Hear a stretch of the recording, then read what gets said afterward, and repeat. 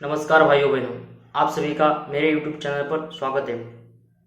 जैसे कि आज का टॉपिक अपना काफ़ी डिफरेंट है, जो मेन टॉपिक है अपना उससे काफ़ी डिफरेंट है। जैसे कि आप सभी को पता है कि किस तरह हम सोशल मीडिया की इस दुनिया में, इस दलदल में फंसते चले जा रहे हैं।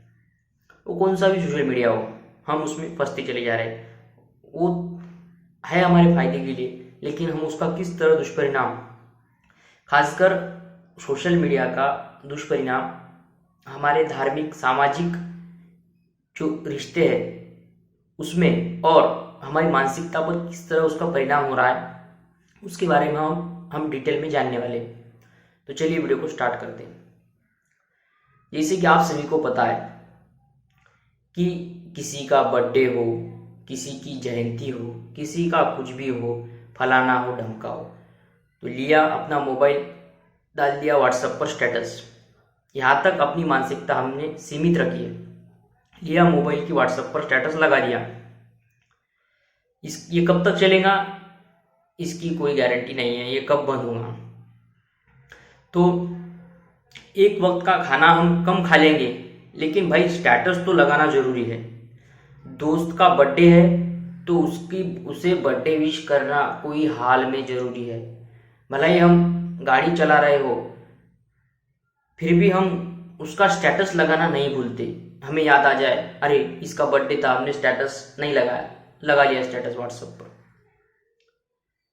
और एक विशेष बात, ये बर्थडे जयंती, और विशेष बात यह है कि आप आपकी फीलिंग्स क्यों व्हाट्सएप के स्टेटस पर लगाते हो, क्या कारण है इसका। आप आपकी फीलिंग्स को भी आपने ऑनलाइन कर दिया है। मेरा ये हुआ, मेरा वो हुआ, मेरा रिश्ता जुड़ गया, मेरी शादी हो गई, मुझे बच्चे हो गए और मेरी शादी को 1 साल हो गए, मेरी शादी को 2 साल हो गए। ये कंटिन्यूस आप व्हाट्सएप स्टेटस लगाते हो। लेकिन आप अपने बहन भाई और रिश्तेदार और आपके करीबियों से के साथ में सेलिब्रेट करने के बजाय इस व्हाट्सएप की दुनिया में आप बिजी हो चुके हो। ये फैक्ट है। तो इसी कारण आपकी फीलिंग्स आप तक रहती है, वो भी ऑनलाइन होती है। तो ऑनलाइन फीलिंग्स का कोई मैटर नहीं करता। अब ये फेसबुक, व्हाट्सएप, ट्विटर, इंस्टाग्राम, ये जो चीजें है, ये जो सोशल मीडिया प्लेटफॉर्म है, ये अब इसका आपको यूज एज ए नोवेल करना है, मतलब न्यू यूज करना है, as a marketing, as a political प्रचार, as a marketing, as a product expansion या फिर बिजनेस एक्सपांशन के लिए ये सब किया जाना चाहिए। लेकिन इसका काफी दुरुपयोग हो रहा है।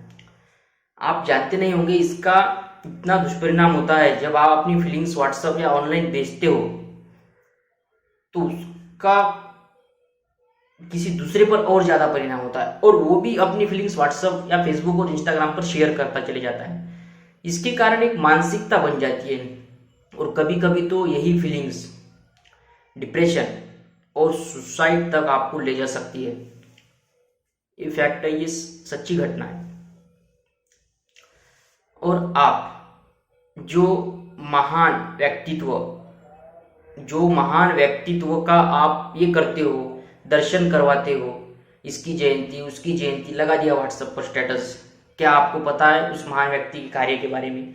क्या आपने कभी उस महान व्यक्ति का चरित्र पढ़ा है भी या नहीं?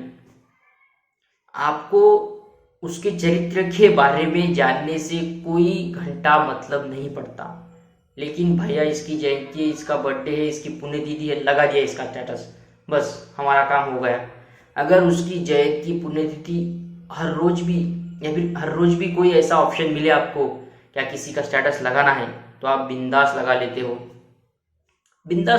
कोई फर्क नहीं पड़ता। आप रोज भी लगा सकते हो। अगर रोज भी कोई प्रोग्राम बनता है आपके हिसाब से, तो आप स्टेटस लगा ही लेते हो। तो भैया ऐसा क्यों? उसका चरित्र पढ़ने के लिए आपके पास टाइम नहीं है। उसने क्या संघर्ष किया, किस हद तक वो वहां पहुंच गया, उससे आपको कोई मतलब नहीं। लगा दिया, ढोल ताशे आतिशबाजी, इसमें आपका ध्यान मग्न हो जाता है, आप इसमें मग्न हो जाते हो।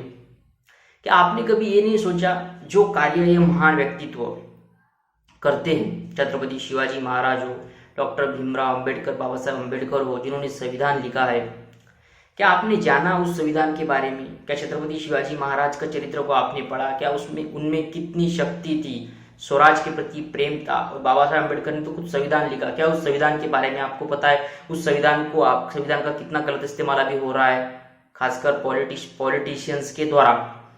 तो क्या आपका ये हक नहीं बनता कि समाज के प्रति प्रेम के लगाव के कारण आप अन्याय के खिलाफ आवाज उठाएं?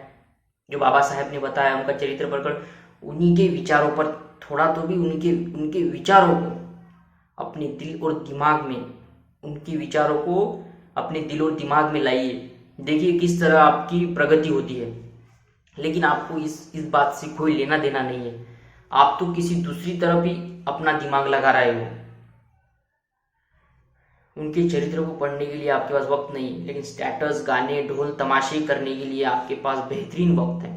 क्या उन्होंने कहा है, क्या किसी डॉक्टर ने कहा है कि किसी की जयंती, किसी का बर्थडे हो तो विश करना जरूरी है, या फिर विश करना जरूरी है? किसी डॉक्टर ने कहा है कि विश करे, नहीं किया तो बर्थडे मना ही नहीं सकता? ये इस सोच तक, कब तक हम इस सोच में रहने वाले? उनके प्रति आपको आदर सम्मान बिल्कुल होना चाहिए, लेकिन उनकी प्रतिष्ठा का गलत तरीके से इस्तेमाल नहीं किया जाना चाहिए। खासकर ये जो अभी प्रचार होते हैं, सभी धार्मिक प्रचार, धर्म के नाम पर प्रचार हो रहा है।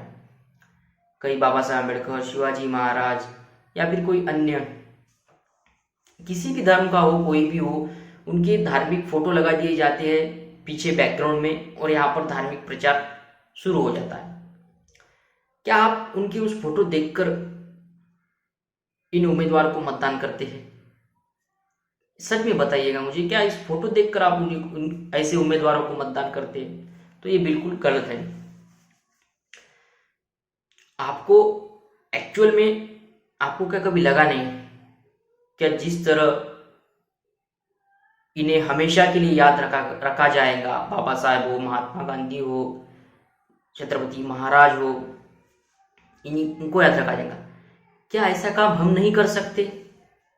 क्यों नहीं कर सकते? क्या उनके वक्त वो परिस्थितियां थी जो उन्हें काम करना पड़ा? क्या आज वो परिस्थितियां नहीं है? क्या आज वो सच में परिस्थितियां है या नहीं, या आप मुझे बताइए। क्या ये सरकार अंग्रेजों, मुगलों से कम है? खासकर अंग्रेजों से तो, अंग्रेज तो इनसे अच्छे थे, ऐसा मुझे लगता है। क्या ये सरकारें इतनी बेहतरीन है कि आप को कुछ करने की जरूरत नहीं है? आप सोचिए। और अन्य भी कई सामाजिक, ऐसा नहीं है सरकार के खिलाफ, अन्य भी कई सामाजिक ऐसे कार्य हैं जिसमें आप अपना नाम ऊंचा कर सकते हो। तो आपको लगना चाहिए कि हमारा भी कोई नाम हो, या सिर्फ, और ऐसा कहा जाता है ना कोई आप डॉक्टर अंबेडकर बन सकता है, ना कोई शिवाजी महाराज, छत्रपति शिवाजी महाराज बन सकता है। ये हमारी सोच हो चुकी है। ये क्यों कहा जाता है? क्योंकि हम सभी को मालूम है कि हम हमारे कर्मों में बिजी है।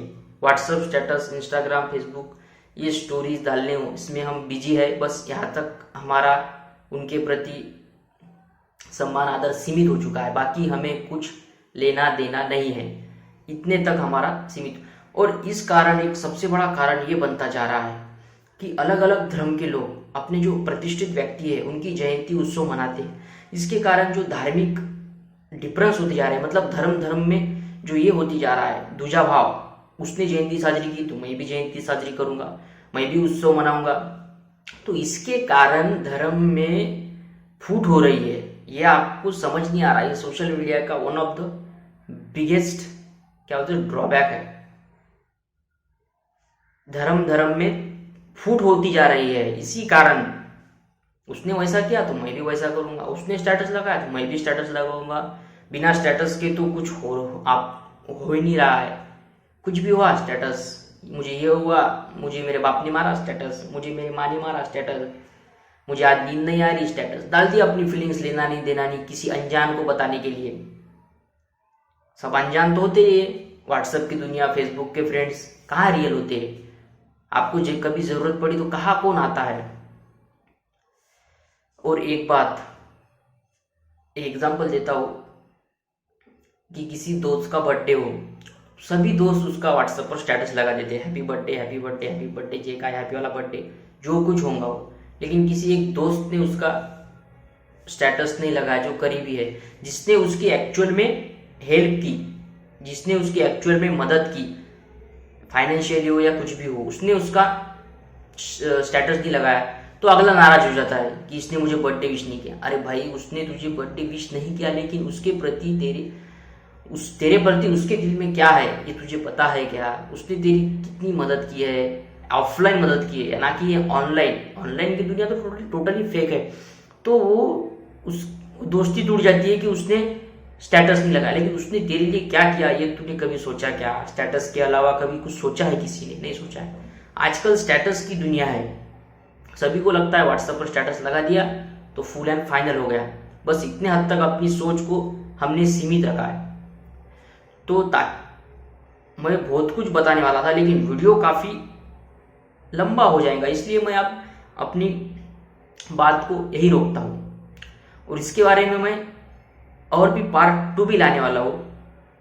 एक अहम बात थी जो मैं बताना अभी शायद भूल चुका हूँ, तो मैं पार्ट 2 में बताने वाला हूँ कि किस तरह हमारी